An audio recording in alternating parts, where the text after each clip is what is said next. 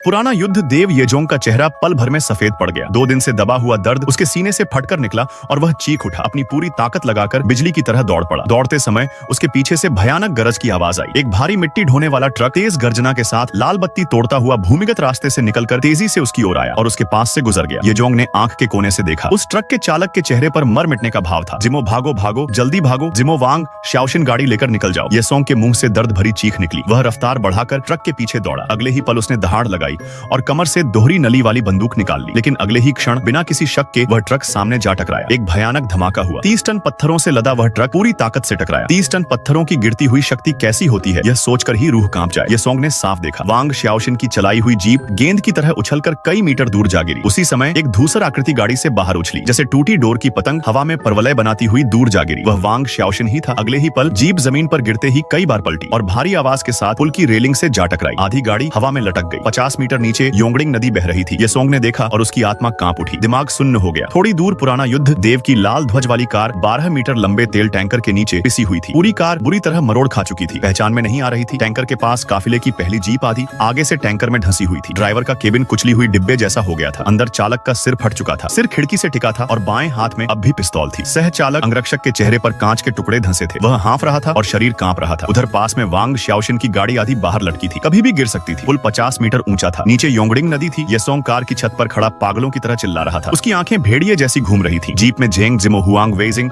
और छिंग यिहान थे। लाल ध्वज कार में पुराना युद्ध, देव फान होंगजू, लो लेयुली, शिनबेई और सचिव थे। इस क्षण येसोंग के दांत भींच गए। आंखें खून सी लाल हो गईं। तभी अचानक एक ठंडी हवा चली और उसके चेहरे का रंग उड़ गया। उसे पेट्रोल की तेज गंध आई। लाल ध्वज कार पर चढ़ा तेल टैंकर तेल रिसा रहा था। यह देखकर वह कांप उठा। उसके हाथ पैर ढीले पड़ गए। वह जमीन पर लुढ़क कर पड़ा अग्निशामक यंत्र उठाया और बिना सोचे टैंकर की ओर दौड़ा। उसी क्षण नरक जैसी गूंजती आवाज उसके कानों में फटी। दौड़ते हुए उसने ऊपर देखा और उसकी रूह कांप गई। मुड़ी हुई रेलिंग चरमराती आवाज के साथ धीरे धीरे नीचे खिसक रही थी।